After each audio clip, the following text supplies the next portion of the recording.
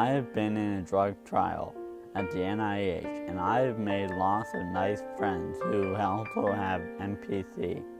I'd like to introduce you to one of them now. Hi, my name is Julia Kane.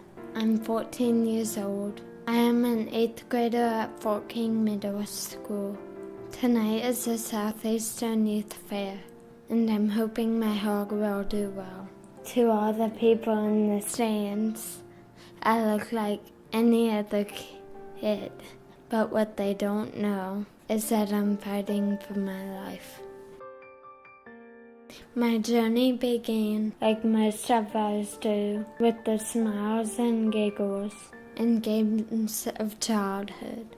My mom and dad always knew they wanted 2 children, and my arrival completed the family picture. But as I got older, my mom and dad felt that something wasn't right. As a kid, when she was really little, she would always run into you or a wall, or, she just seemed like her peripheral wasn't right or something like that. We were sitting for 3, 4, 5 hours a night doing 1 page of homework. And when we were done, she couldn't remember how to do the problems over again.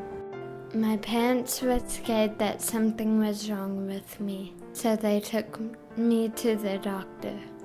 That only led to more questions.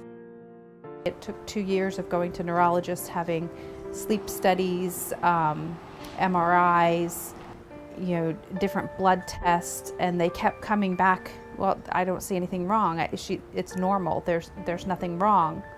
They did a liver biopsy and found a storage disorder, and through the storage disorder, they led them to believe of this particular disease. It turned out that I had Niemann-Pick disease type C.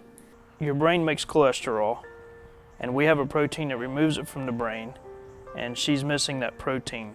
So therefore the cholesterol builds up on the brain and basically keeps it from communicating with the rest of the body. There are only 500 cases in the world because of how rare it is. It doesn't have as many medicines as common diseases. Research is limited, and medical options are uncertain. There is no approved treatment for her disease. She takes 6 pills a day. Her medicine costs just under $40,000 a month. Besides the medicine that I take every day, I am one of 12 people in the world who is in a clinical trial with an experimental drug not yet approved by the FDA. The trial is in Bethesda, Maryland, where my mom and I stay 1 week out of every month. Hi, how's it going? Look at my IV. Crazy girl. I don't like it, but it's okay. The last 3 months, they've said that her hearing hasn't gotten any worse, so that kind of gives you a positive feeling that it's helping. If a cure is not found, her body's going to shut down one system at a time. It started with her hearing and her memory, but eventually these kids end up not being able to eat except for through a feeding tube. They end up in a wheelchair. They end up not being able to do anything for themselves, and then eventually they die. With my family worrying about me so much, we rely on our faith to get us through it, especially me. She's always asking to go to church. That's her favorite thing in the world, is to go to church. Our faith gives me the strength to live life like any other teen would. Although my condition may hold me back, I still act like a normal teen and try to live life to its fullest. She's still a kid. She's still growing up just as anybody else would. 7. You just took your such a cheater.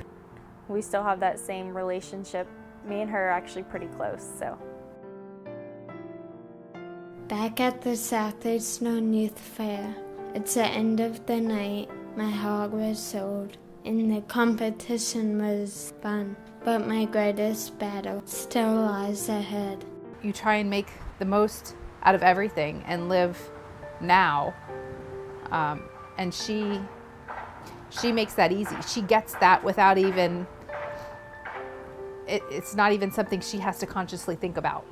Being part of her life is a blessing. Waking her up every day and seeing her off to school, putting her to bed every night. Those are all blessings.